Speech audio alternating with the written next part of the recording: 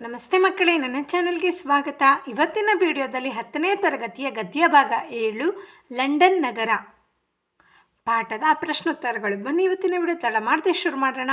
ಕವಿಯ ಹೆಸರು ವಿ.ಕೃ. ಗೋಕಾಕ್ ಅಂತ. ಮೊದಲನೇದಾಗಿ ಕೃತಿಕಾರರ ಪರಿಚಯದೊಂದಿಗೆ ವಿಡಿಯೋ ಶುರು ಮಾಡೋಣ. ಗದ್ಯ 7 ಲಂಡನ್ ನಗರ. ಕೃತಿಕಾರರ ಪರಿಚಯ. ಕವಿಯ ಹೆಸರು ಡಾಕ್ಟರ್ ವಿನಾಯಕ ಕೃಷ್ಣ ಗೋಕಾಕ್.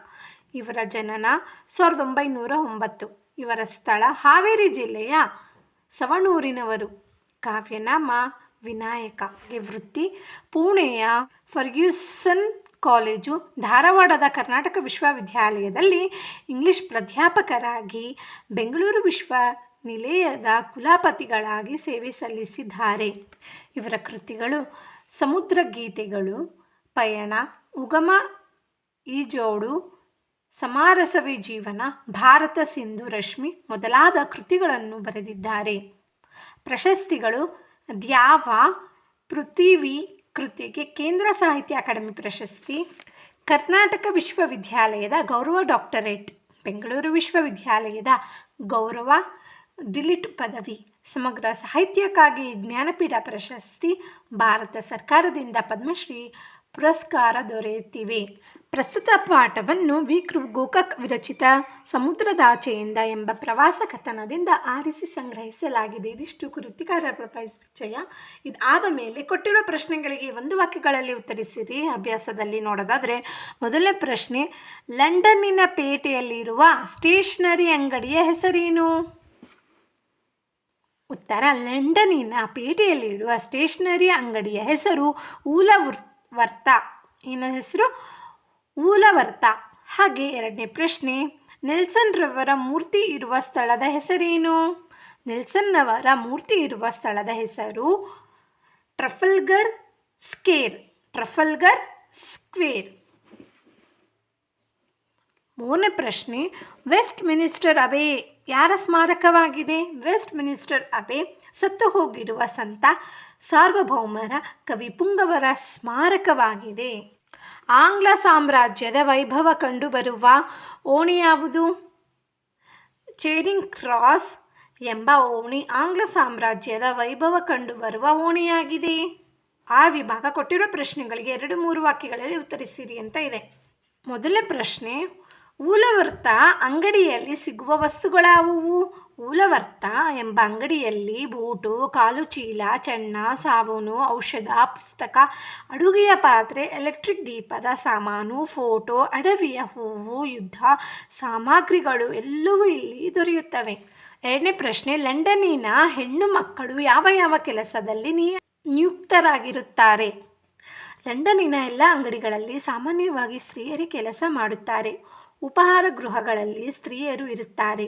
ದೊಡ್ಡ ಅಂಗಡಿಗಳಲ್ಲಿ ಟೈಪಿಸ್ಟ್, ಕಾರಕೂನ, ಒಬ್ಬ ಹೆಣ್ಣು ಮಗಳು, ಸಿಸಿಮ ಗೃಹದಲ್ಲಿ ಬಂದವರಿಗೆ ಜಾಗ ಹುಡುಕಿಕೊಡುವವರು ಸ್ತ್ರೀಯರಾಗಿದ್ದಾರೆ. ಕಾಲೇಜಿನಲ್ಲಿ ವಿದ್ಯಾರ್ಥಿನಿಯರು ಅನುಕೂಲಕ್ಕಾಗಿ ಸಿಪಾಯಿಣಿಯರನ್ನು ನೇಮಿಸಿದ್ದಾರೆ.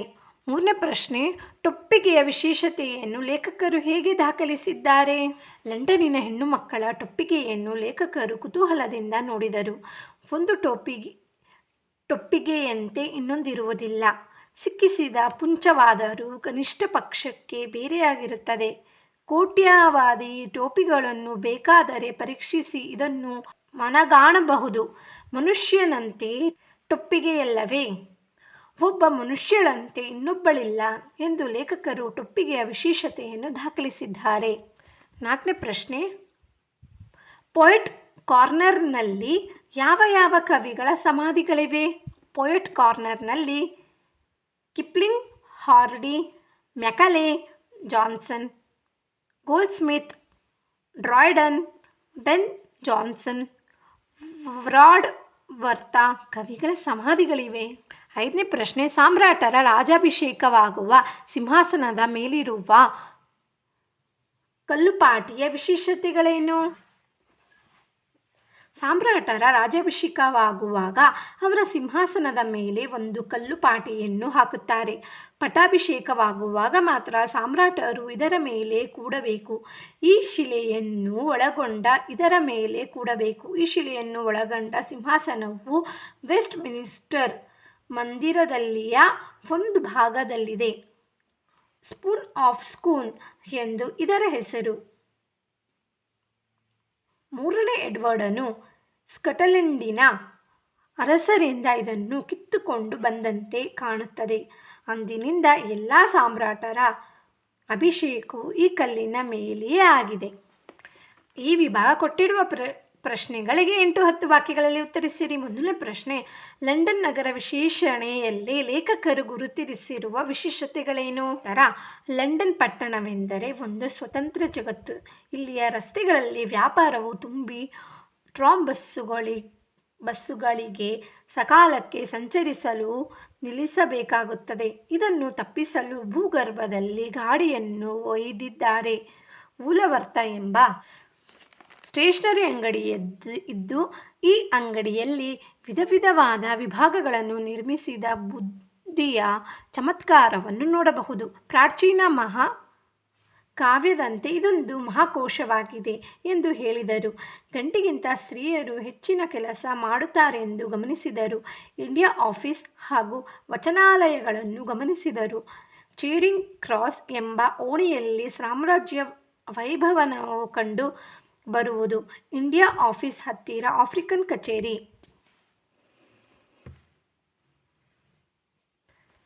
ಇನ್ನೊಂದು ವಾಸ್ತಹತಿನ ಕಚೇರಿ. 108 ಬ್ಯಾಂಕುಗಳು, ದೊಡ್ಡ ಕಂಪನಿಗಳ ಕಚೇರಿಗಳು ಎಲ್ಲವೂ ದಂಗುಬಡಿಸುವಂತೆಯೇ ನೆರೆದಿವೆ. ನಗರದ ಪ್ರತಿಯೊಂದು ಕೂಟಕ್ಕೆ ಒಂದು ಹೆಸರೇನಾದರೂ ಇದ್ದೇ ಇರುತ್ತದೆ. ಬೀದಿ ಬೀದಿಗೆ, ಮೂಲೆ ಮೂಲೆಗೆ ಇತಿಹಾಸ ಪ್ರಸಿದ್ಧ ಪುರುಷರ ಶಿಲಾ ಪ್ರತಿಮೆಗಳಿವೆ. ಇಲ್ಲಿ ಹೆಣ್ಣು ಮಕ್ಕಳ ಟೊಪ್ಪಿಗೆಯು ಒಂದು ಇದ್ದಂತೆ ಇನ್ನೊಂದು ಇರುವುದಿಲ್ಲ. ವೆಸ್ಟ್ ಮಿನಿಸ್ಟರ್ ಅಬೆ ಎಂಬ ಪ್ರಾರ್ಥನಾ ಮಂದಿರ ಕನಿಷ್ಠ 1000 ವರ್ಷದಷ್ಟು ಪುರಾತನ ಮಂದಿರ ಅಲ್ಲ. ಸಾರ್ವಭೌಮರ, ಕವಿ ಪುಂಗವರ, ವಿಜ್ಞಾನಿಗಳ ಸ್ಮಾರಕವಿದೆ. ಪೋಯೆಟ್ಸ್ ಕಾರ್ನರ್, ವೈಜ್ಞಾನಿಕರ ಮೂಲೆ, ಅರಸರ ಅರಮನೆ ಇದೆ. ಸಾಮ್ರಾಟರ ರಾಜ್ಯಾಭಿಷೇಕವಾಗುವಾಗ ಅವರ ಸಿಂಹಾಸನದ ಮೇಲೆ ಒಂದು ಕಲ್ಲು ಪಾಟಿಯನ್ನು ಹಾಕುತ್ತಾರೆ. ಪಟ್ಟಾಭಿಷೇಕವಾಗುವಾಗ ಮಾತ್ರ ಸಾಮ್ರಾಟರು ಅದರ ಮೇಲೆ ಕೂರಬೇಕು. ಈ ಸಿಂಹಾಸನಕ್ಕೆ ಸ್ಪೂನ್ ಆಫ್ ಸ್ಕೂನ್ ಎಂದು ಹೆಸರು. ಇವೆಲ್ಲವೂ ಲಂಡನ್ ನಗರ ವಿಶೇಷತೆಯಲ್ಲಿ ಲೇಖಕರು ಗುರುತಿಸಿರುವ ವಿಶೇಷತೆಗಳು. 2ನೇ ಪ್ರಶ್ನೆ, ವೆಸ್ಟ್ ಮಿನಿಸ್ಟರ್ ಅಬೆ ಪ್ರಾರ್ಥನಾ ಮಂದಿರ ಒಂದು ವಿಶೇಷ ಸ್ಮಾರಕ ವಿವರಿಸಿ. ವೆಸ್ಟ್ ಮಿನಿಸ್ಟರ್ ಅಬೆ ಎಂಬ ಪ್ರಾರ್ಥನಾ ಮಂದಿರ ಕನಿಷ್ಠ 1000 ವರ್ಷದಷ್ಟು ಪುರಾತನವಾದ ಮಂದಿರ. ಕೆಲವೊಂದು ಭಾಗಗಳ ದುರಸ್ಥತೆಯನ್ನು ಬಿಟ್ಟರೆ ಇಂದಿಗೂ ಅಚ್ಚಳಿಯದೆ ಉಳಿದಿದೆ. ಇಲ್ಲಿ ಸಂತ ಸಾರ್ವಭೌಮರು ಮಲಗಿರುವರು, ಕವಿ ಪುಂಗವರು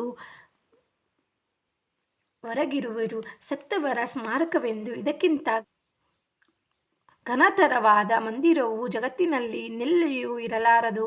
ಮಾತೃತ್ರವೇ ಎಷ್ಟು ಘೋರಿ ಗುಂಪುಗಳು ಇಲ್ಲಿವೆ ನೋಡಿ. ಅಂಜು ಎಂದು 300 ವರ್ಷಗಳ ಹಿಂದೆ ಬ್ಲೂಂಟ್ ಎಂಬ ಕವಿಯು ಹಾಡಿದನು. ಗೋಲ್ಡ್ಸ್ಮಿತ್ ಹಾಗೂ ಎಡಿಸನ್ ಎಂಬ ಕವಿಯು ಹಾಡಿದನು. ಗೋಲ್ಡ್ಸ್ಮಿತ್ ಹಾಗೂ ಎಡಿಸನ್ ಎಂಬ ಪ್ರಖ್ಯಾತ ಸಾಹಿತಿಗಳು ವೆಸ್ಟ್ ಮಿನಿಸ್ಟರ್ ಅಬೆಯ ಸಂದರ್ಶನ ಎಂಬ ವಿಷಯದ ಮೇಲೆ ಉತ್ತಮವಾದ ನಿಬಂಧಗಳನ್ನು ಬರೆದಿದ್ದಾರೆ. ಇಂದಿಗೂ ಇದು ಕಬ್ಬಿಗರ ಸ್ಫೂರ್ತಿಯ ತವರು ಮನೆಯಾಗಿದೆ. ಹೊರಗಿನಿಂದ ಉತ್ತಮವಾಗಿ ಶೃಂಗರಿಸಿದ ಸಣ್ಣ ಬಾಗಿಲೊಂದು ಕಾಣುತ್ತಿದೆ. ಒಳಗೆ ಮಾತ್ರ ಕಟ್ಟಡವು ಭವ್ಯವಾಗಿದೆ. ಅಲ್ಲಿ ಸಾಗುವ ಹಾದಿಯಲ್ಲಿ ಎಡಬಲಕ್ಕೆ ರಾಜಕಾರಣ ಚತುರ ಶಿಲಾ ಮೂರ್ತಿಗಳಿವೆ. ಅಲ್ಲಿ ಆರ್ಲ್ ಆಫ್ ಚಾಥಮ್, ಕ್ಯಾಡಸ್ಪನ್, ಮಾಲ್ಟ್ ಡಿಸೈರೆಲಿ ಮೊದಲಾದವರ ಶಿಲಾ ಮೂರ್ತಿಗಳಿವೆ. ನಂತರ ಪಾದ್ರಿಯ ಆಸನವನ್ನು ಉತ್ತಮವಾದ ಕೆತ್ತನೆಯನ್ನು ಮಾಡಿ ಬಂಗಾರದ ಬಣ್ಣವನ್ನು ಅದಕ್ಕೆ ಕೊಟ್ಟಿದ್ದರು. ಈ ವಿಭಾಗ ಸಂದರ್ಭ ಸಹಿತ ಸ್ವಾರಸ್ಯವನ್ನು ವಿವರಿಸಿರಿ. 1ನೇ ಪ್ರಶ್ನೆ, ನಮ್ಮ ದೇಶದ ಗೌರವವನ್ನು ಕಾಯಿರಿ. ಇದು ದೊಡ್ಡದಾದ ರಾಷ್ಟ್ರ. ಈ ವಾಕ್ಯವನ್ನು ಗೋಕಾಕ್ರವರು ಬರೆದಿರುವ ಸಮುದ್ರದಾಚೆಯಿಂದ ಎಂಬ ಪ್ರವಾಸ ಕಥನದಿಂದ ಆರಿಸಲಾದ ಲಂಡನ್ ನಗರ ಎಂಬ ಗದ್ಯಭಾಗದಿಂದ ಆರಿಸಿಕೊಳ್ಳಲಾಗಿದೆ. ಯಾವ ಸಂದರ್ಭ? ಲೇಖಕರು ಲಂಡನ್ ನಗರದ ಬೀದಿಗಳಲ್ಲಿ ಸಂಚರಿಸುವಾಗ ಬೀದಿಗಳಲ್ಲಿ ಮೂಲೆ ಮೂಲೆಗಳಲ್ಲಿ ಇತಿಹಾಸ ಪ್ರಸಿದ್ಧ ಪುರುಷರ ಪ್ರತಿಮೆಗಳನ್ನು ನಿಲ್ಲಿಸಲಾಗಿತ್ತು. ತಮ್ಮ ದೇಶಕ್ಕಾಗಿ ಜೀವನವನ್ನು ಲೆಕ್ಕಿಸದೆ ದುಡಿದವರು ನಿಂತು ಕೈಯೆತ್ತಿ ನಿಮ್ಮ ದೇಶದ ಗೌರವವನ್ನು ಕಾಯಿರಿ, ಇದು ದೊಡ್ಡದಾದ ರಾಷ್ಟ್ರ ಎಂದು ಹೇಳುತ್ತಿರುವಂತೆ ಪ್ರತಿಮೆಗಳು ತೋರುತ್ತವೆ ಎಂದು ಲೇಖಕರು ತಮ್ಮ ಅನುಭವವನ್ನು ಹೇಳುವಾಗ ಈ ಮಾತು ಬಂದಿದೆ. ಸ್ವಾರಸ್ಯ: ದೇಶಕ್ಕಾಗಿ ದುಡಿದ ಮಹಾಪುರುಷರನ್ನು ಅಲ್ಲಿನ ಜನ ಗೌರವಿಸುವುದು ಇಲ್ಲಿ ಸ್ವಾರಸ್ಯಪೂರ್ಣವಾಗಿದೆ. 2ನೇ ಪ್ರಶ್ನೆ, ಹೊತ್ತೇ ಹಣ. ಆಯ್ಕೆ: ಈ ವಾಕ್ಯವನ್ನು ವಿಕ್ರು ಗೋಕಾಕ್ರವರು ಬರೆದಿರುವ ಸಮುದ್ರದಾಚೆಯಿಂದ ಎಂಬ ಪ್ರವಾಸ ಕಥನದಿಂದ ಆರಿಸಲಾದ ಲಂಡನ್ ನಗರ ಎಂಬ ಗದ್ಯ ಭಾಗದಿಂದ ಆರಿಸಿಕೊಳ್ಳಲಾಗಿದೆ. ಯಾವ ಸಂದರ್ಭ? ಲಂಡನ್ನ ಬೀದಿಯಲ್ಲಿ ಲಕ್ಷ ಜನರು ತಮ್ಮ ಕೆಲಸ ಕಾರ್ಯಗಳಿಗೆ ಅವಸರದಿಂದ ಓಡಾಡುತ್ತಾರೆ. ಅದನ್ನು ಕಂಡ ಲೇಖಕರು ಹೊತ್ತೇ ಹಣ ಎಂದು ಹೇಳಿದ್ದಾರೆ. ಸ್ವಾರಸ್ಯ: ವಿದೇಶದಲ್ಲಿ ಜನರು ಸಮಯಕ್ಕೆ ಹೆಚ್ಚಿನ ಮಹತ್ವವನ್ನು ನೀಡುವುದು ಇಲ್ಲಿ ಸ್ವಾರಸ್ಯಕರವಾಗಿದೆ. ಯಾರನ್ನು ತುಳಿದರೇನು, ಎಲ್ಲ ಹೆಜ್ಜೆ ಹಾಕಿದ್ದರೇನು, ಎಲ್ಲವೂ ಅಷ್ಟೇ ಮಣ್ಣು. ಆಯ್ಕೆ: ಈ ವಾಕ್ಯವನ್ನು ವಿಕ್ರು ಗೋಕಾಕ್ರವರು ಬರೆದಿರುವ ಸಮುದ್ರದಾಚೆಯಿಂದ ಎಂಬ ಪ್ರವಾಸ ಕಥನದಿಂದ ಆರಿಸಲಾದ ಲಂಡನ್ ನಗರ ಎಂಬ ಗದ್ಯಭಾಗದಿಂದ ಆರಿಸಿಕೊಳ್ಳಲಾಗಿದೆ. ಯಾವ ಸಂದರ್ಭ? ಲೇಖಕರು ವೆಸ್ಟ್ ಮಿನಿಸ್ಟರ್ ಅಬೆಗೆ ಹೋದಾಗ ಅಲ್ಲಿ ಸಂತ ಸಾರ್ವಭೌಮ ಕವಿಗಳ ನೆನಪಿಗಾಗಿ ಕಲ್ಲು ಹಾಸುಗಳನ್ನು ಇಟ್ಟಿದ್ದರು. ಸತ್ತವರಿಗೆ ಒಂದೊಂದು ಹಿಡಿ ಮಣ್ಣನ್ನು ನಾವು ಕೊಡುವಂತೆ ಒಂದೊಂದು ಕಲ್ಲನ್ನು ಕೊಟ್ಟಿದ್ದರು. ಪ್ರತಿಯೊಂದು ಹೆಜ್ಜೆಯ ಬುಡಕ್ಕೆ ವಿದ್ಯೆಯ ಭಾರವನ್ನು ತುಳಿಯುವಂತೆ ಭಾಸವಾಗುತ್ತಿತ್ತು. ಹೃದಯ ಕಂಪಿಸುತ್ತಿತ್ತು. ತಪ್ಪು ಹೆಜ್ಜೆ ಹಾಕಬಹುದೆಂಬ ಹೆದರಿಕೆಯು ಹಿಡಿದು ನಿಲ್ಲಿಸುತ್ತಿತ್ತು. ಆಗ ಲೇಖಕರು ಈ ಮೇಲಿನ ವಾಕ್ಯವನ್ನು ಹೇಳಿದ್ದಾರೆ. ಸ್ವಾರಸ್ಯ: ಯಾರು ಎಷ್ಟೇ ತಪ್ಪು ಹೆಜ್ಜೆಯನ್ನಿಟ್ಟರೂ ದಿಕ್ಕು ತಪ್ಪಿ ನಡೆದರೂ ಕೊನೆಗೆ ಒಂದು ದಿನ ಮಣ್ಣು ಸೇರಲೇಬೇಕು ಎಂಬುದು ಇಲ್ಲಿ ಸ್ವಾರಸ್ಯಕರವಾಗಿದೆ. 4ನೇ ಪ್ರಶ್ನೆ, ಪ್ರವಾಸವು ಶಿಕ್ಷಣದ ಒಂದು ಭಾಗವಾಗಿದೆ. ಆಯ್ಕೆ: ಈ ವಾಕ್ಯವನ್ನು ವಿಕ್ರು ಗೋಕಾಕ್ರವರು ಬರೆದಿರುವ ಸಮುದ್ರದಾಚೆಯಿಂದ ಎಂಬ ಪ್ರವಾಸ ಕಥನದಿಂದ ಆರಿಸಲಾದ ಲಂಡನ್ ನಗರ ಎಂಬ ಗದ್ಯಭಾಗದಿಂದ ಆರಿಸಿಕೊಳ್ಳಲಾಗಿದೆ. ಸಂದರ್ಭ: ಲಂಡನ್ ನಗರದ ಪ್ರವಾಸವು ಮುಗಿಯುವಾಗ ಲೇಖಕರು ಈ ಪ್ರವಾಸದಿಂದ ತಮ್ಮ ಮನಸ್ಸು ವಿಕಾಸವಾಗಿದೆ ಮತ್ತು ವಿಶಾಲ ದೃಷ್ಟಿಕೋನವನ್ನು ಬೆಳೆಸಿಕೊಂಡಿದ್ದೇನೆ ಎಂದು ಹೇಳುವಾಗ ಪ್ರವಾಸವು ಶಿಕ್ಷಣದ ಒಂದು ಭಾಗವಾಗಿದೆ ಎಂದು ಹೇಳಿದ್ದಾರೆ. ಸ್ವಾರಸ್ಯ: ಪ್ರವಾಸವು ನೈಜ ಅನುಭವದ ಜ್ಞಾನವನ್ನು ಹೆಚ್ಚಿಸುತ್ತದೆ ಎಂಬುದು ಇಲ್ಲಿ ಸ್ವಾರಸ್ಯಕರವಾಗಿದೆ. ವಿಭಾಗ: ಬಿಟ್ಟಿರುವ ಸ್ಥಳಗಳನ್ನು ಸೂಕ್ತ ಪದಗಳಿಂದ ತುಂಬಿರಿ. ಲಂಡನ್ ಪಟ್ಟಣವೆಂದರೆ ಒಂದು ಸ್ವತಂತ್ರ ಜಗತ್ತು. ಊಲವರ್ತ ಎಂಬುದು ಸ್ಟೇಷನರಿ ಅಂಗಡಿ. ಮನೆ ಹಿಡಿದು ಇರುವ ತರುಣನ ಬುದ್ಧಿ ಮನೆಯ ಮಟ್ಟದೆ. ಅಬೆಯಲ್ಲಿರುವ ಸಿಂಹಾಸನಕ್ಕೆ ಸ್ಪೂನ್ ಆಫ್ ಸ್ಕೂನ್ ಎಂದು ಹೆಸರು. ವೆಸ್ಟ್ ಮಿನಿಸ್ಟರ್ ಅಬೆ ಎಂಬುದು ಪ್ರಾರ್ಥನಾ ಮಂದಿರ. ವಿಭಾಗ ನೋಡೋಣ ಬನ್ನಿ. ಈ ಪದಗಳನ್ನು ಬಿಡಿಸಿ ಸಂಧಿ ಹೆಸರನ್ನು ಬರೆಯಿರಿ. ಮೊದಲನೇದು ಒಮ್ಮೆ ಪ್ಲಸ್ ಒಮ್ಮೆ ಲೋಪ ಸಂಧಿ. ಜಾಗವನ್ನು ಜಾಗ ಪ್ಲಸ್ ಅನ್ನು ಆಗಮ ಸಂಧಿ. ಅತ್ಯಾಧಾರ ಅತಿ ಪ್ಲಸ್ ಆಧಾರ ಎಣ್ ಸಂಧಿ.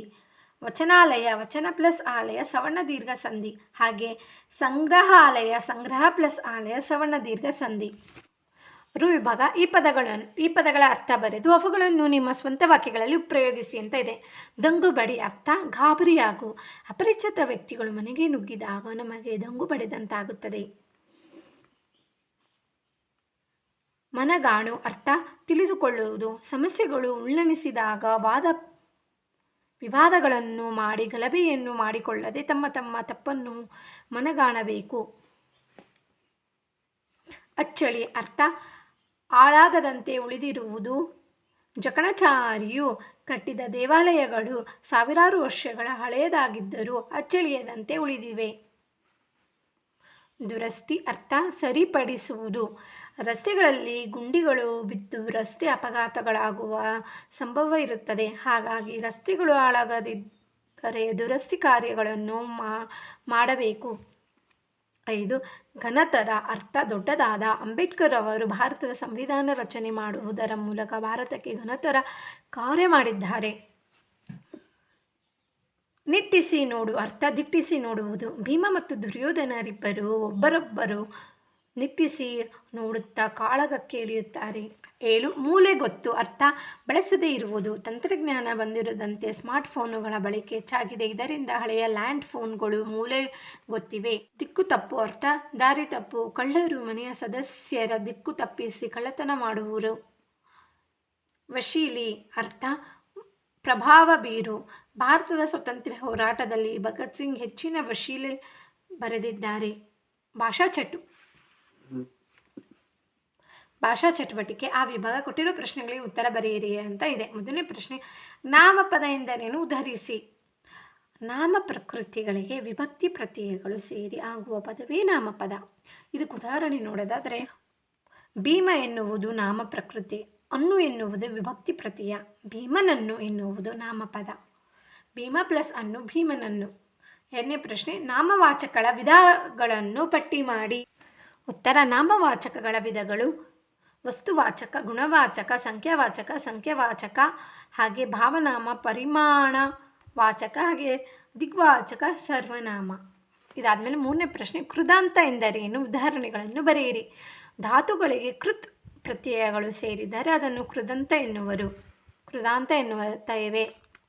ಉದಾಹರಣೆ, ಮಾಡಿದ ಮಾಡು ಪ್ಲಸ್ ದ ಪ್ಲಸ್ ಅ, ಹೋಗು ಪ್ಲಸ್ ವ ಪ್ಲಸ್ ಅ, ಕೊನೆಯಲ್ಲಿ ಇರುವ ಅ ಎಂಬುದೇ ಕೃತ್ ಪ್ರತ್ಯಯ.